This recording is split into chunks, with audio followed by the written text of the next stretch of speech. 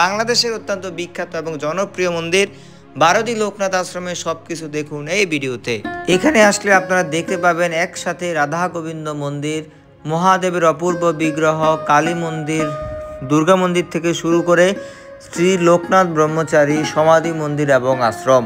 এই মন্দিরটি এতটাই জনপ্রিয় যে এখানে আসলে আপনারা সনাতনী হিন্দু ছাড়াও বিভিন্ন ধর্মের লোকদেরকে দেখতে পাবেন।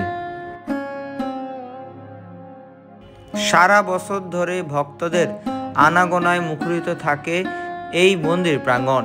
বিশেষ করে কার্তিক মাসে রাখের উপবাস এবং 19 জ্যৈষ্ঠের সময় লক্ষ লক্ষ সনাতনী হিন্দুর মহা সমাগম হয় বারোদির এই লোকনাথ আশ্রমে।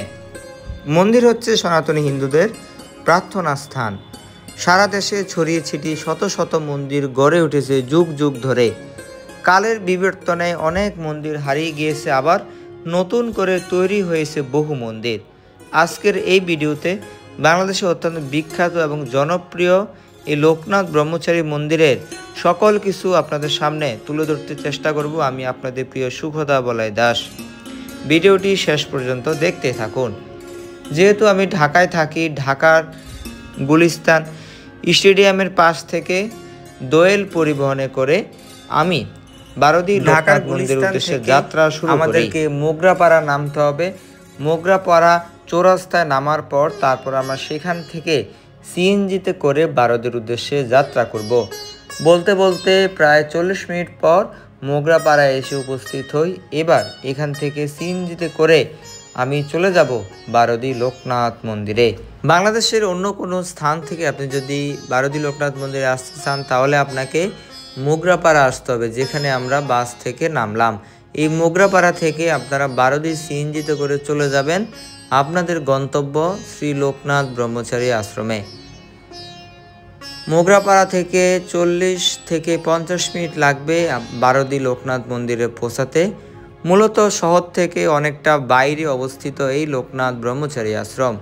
অতঃপর সবুজ শ্যামল প্রকৃতি দেখতে দেখতে চলে এলাম বারোদিতে। সিএনজি থেকে নামার পরপরই আপনারা বারোদি লোকনাথ মন্দিরটি দূর থেকে দেখতে পাবেন। ভিডিওর এই অংশে আমরা কিভাবে মন্দিরে প্রবেশ করছি সেটি দর্শন করব এবং এর পাশাপাশি এই বিশেষ স্থানের কিছু মাহাত্ম্য আলোচনা করব। বারোদি লোকনাথ আশ্রম নারায়ণগঞ্জ জেলা থেকে 34 কিলোমিটার দূরে সোনারগাঁ উপজেলার বারোদি বাজারে পশ্চিম উত্তর কোণে শ্রী শ্রী লোকনাথ ব্রহ্মচারীর আশ্রম বা বারোদি লোকনাথ আশ্রম অবস্থিত। মহাযোগী শ্রী লোকনাথ ব্রহ্মচারী বিভিন্ন দেশ ভ্রমণ করে 1863 সালে এই বারোদি আশ্রমটি প্রতিষ্ঠা করেন। 100 বছরের বকুল বৃক্ষ রয়েছে এই বারোদি আশ্রমে। তাছাড়াও দর্শনার্থীদের রাত্রি যাপনের জন্য রয়েছে 3টি যাত্রী নিবাস। মন্দিরে আমরা ইতিমধ্যে প্রবেশ করেছি। মন্দিরে প্রবেশ করার পর আপনারা কিছু দূর সামনে গেলেই বিশাল একটি পুকুর দেখতে পাবেন এবং এই পুকুরের মাঝখানে প্রতিষ্ঠিত করা হয়েছে দেবাদিদেব মহাদেবের বিগ্রহকে। দূর থেকে খুব সুন্দর লাগছে মহাদেবের এই বিগ্রহ। যে সকল ভক্তরা বারোদি ঘুরতে আসেন বা মন্দির দর্শন করতে আসেন তারা এই পুকুরে স্নান করে শীতলতা অনুভব করেন। পুকুরের চারপাশে বসে সময় কাটানোর জন্য খুবই সুন্দর স্থান ব্যবস্থা করা হয়েছে।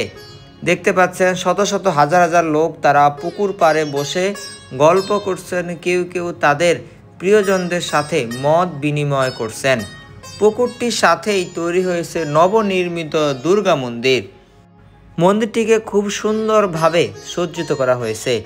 আমরা এখন মন্দিরের ভেতরে প্রবেশ করব। প্রতি বছর দুর্গাপূজার সময় এই স্থানে অত্যন্ত আনন্দ উদ্দীপনার সহিত মা দুর্গার পূজা আরাধনা অনুষ্ঠিত হয়। মা দুর্গার এই প্রতিমা দর্শন করার জন্য সামনে ভালোই ভিড় পরিলক্ষিত হচ্ছে। মন্দিরের চারপাশটা আপনাদেরকে এখন দর্শন করাচ্ছি। দেখতে পাচ্ছেন কতটা সুন্দর এবং স্নিগ্ধতার সহিত কারুকার্য দ্বারা খচিত করে মন্দিরের ভেতরের অংশটি থেকে শুরু করে সমগ্র মন্দিরটিকে নির্মাণ করা হয়েছে।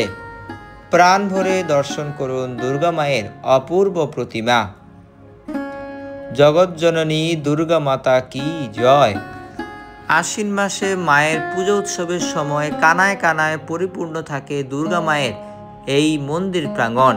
দূর দূরান্ত থেকে ভক্তরা ছুটে আসেন মায়ের এই পূজা উৎসবে অংশগ্রহণ করার জন্য।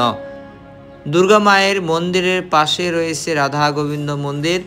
আমরা এখন ওই মন্দিরের ভেতরে প্রবেশ করব। ভেতরে প্রবেশের পূর্বে আপনাদেরকে চারপাশটা একটু দর্শন করাই। আমরা সকল কিছু দর্শন করার পর এই বিশেষ স্থানের মূল যে দুটি মন্দির রয়েছে সে দুটি মন্দির দর্শন করব। তাই শেষ পর্যন্ত আপনারা অবশ্যই আমাদের সাথে থাকুন। রাধা গোবিন্দ মন্দিরের সামনে যে চত্বরটি দেখতে পাচ্ছেন এটি বিশাল একটি চত্বর। এখানে বিশেষ করে দিনের বেলায় ভক্তরা বিশ্রাম করেন।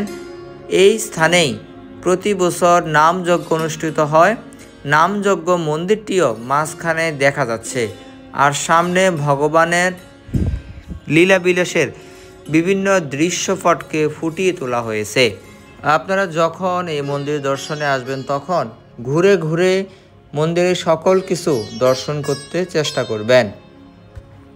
ভিডিওর এই পর্বে আমরা আপনারা যে স্থান থেকে ভোগ দেওয়ার জন্য টিকিট সংগ্রহ করবেন এবং এখানে যে অতিথিশালা রয়েছে অতিথিশালায় রুম বুক করবেন সেই বিষয়ে জানতে চেষ্টা করব। এটি হচ্ছে মূল বিল্ডিং। এখানে যে ম্যানেজারের কক্ষ রয়েছে সেখানেই আপনারা ভোগ এবং রাত্রি যাপন করার জন্য রুম বুক করতে পারবেন। এই ভবনটি থেকে আমরা এখন এই মাঝখানে যে মূল মন্দিরটি দেখতে পেলাম। দেখতে পাচ্ছেন মন্দিরটি খুব দূর থেকে সুন্দর লাগছে, আর মন্দিরের চারপাশে ভক্তদের আনাগোনায় মুখরিত হয়ে আছে সম্পূর্ণ মন্দির প্রাঙ্গণ। এই লোকনাথ ব্রহ্মচারী আশ্রমে অন্যতম একটি দৃষ্টিনন্দন বিষয় হচ্ছে শত শত হাজার হাজার কবুতর। বিভিন্ন সনাতনী হিন্দুরা তারা বিভিন্ন মানত করে এই সকল কবুতর এই স্থানে উৎসর্গ করেন। লোকনাথ ব্রহ্মচারী আশ্রমে অন্যতম দুটি উৎসব হচ্ছে প্রথমটি রাখির উপবাস এবং 19 জ্যৈষ্ঠের শ্রী লোকনাথ ব্রহ্মচারী তিরোদান তিথি উৎসব। এই দুটি উৎসব ছাড়াও এখানে জন্মাষ্টমী থেকে শুরু করে প্রতি বছর নামযজ্ঞ এবং বিবিধ প্রকার উৎসব অনুষ্ঠিত হয়। ভিডিওতে যে দৃশ্যপট আপনারা এখন দেখতে পাচ্ছেন এই দৃশ্যপটগুলো 19 জ্যৈষ্ঠ শ্রী লোকনাথ ব্রহ্মচারী তিরোদান দিবসের দিন ধারণ করা। আমরা এখন যেখানে মহাপ্রসাদ বা ভোগের প্রসাদ বিতরণ করা হয় সেই দিকে অগ্রসর হচ্ছি।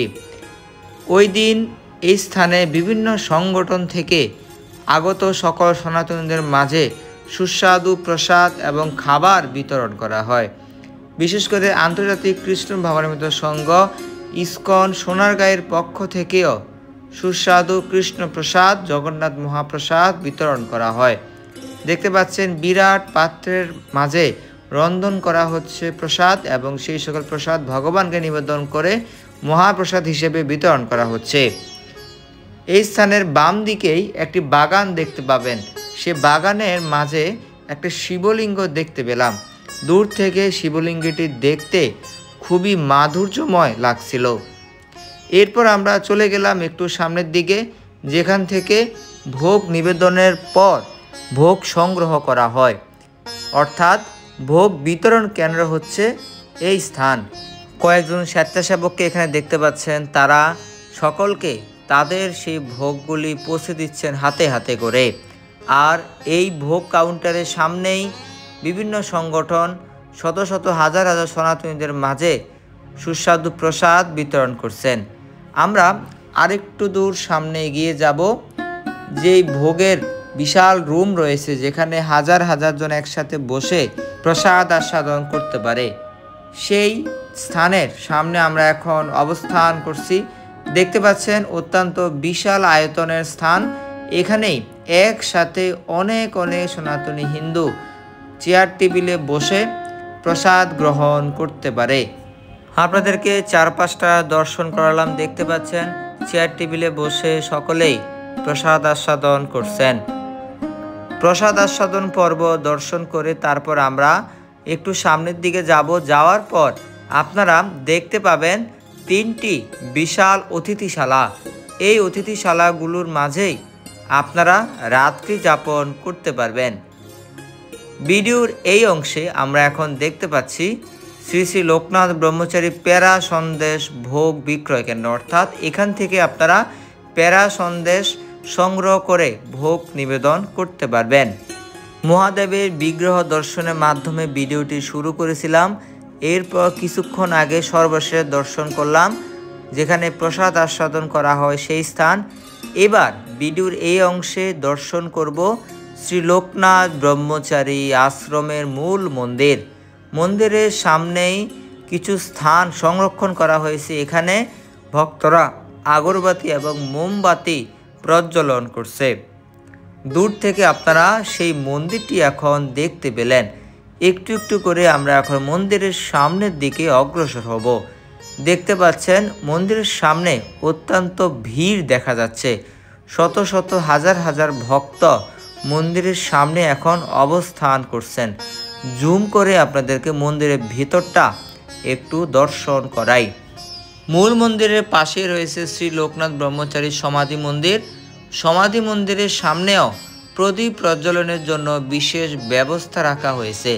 সুপ্রিয় ভক্তবৃন্দ, আশা করি এই ভিডিওটি আপনাদের সকলে ভালো লেগেছে। আপনারা কে কোন জায়গা থেকে ভিডিওটি দেখছেন এবং ভিডিওটি কেমন লেগেছে সেটি জানাতে ভুলবেন না। পরিশেষে আপনাদের নিকট আবেদন, যারা এখনও চ্যানেলটিকে সাবস্ক্রাইব করেননি তারা সাবস্ক্রাইব করে আমাদের পাশে থাকুন, যাতে করে ঘরে বসে এরকম সুন্দর সুন্দর ভিডিও আপনারা দেখতে পারেন। দেখা হবে অন্য ভিডিওতে। হরে কৃষ্ণ।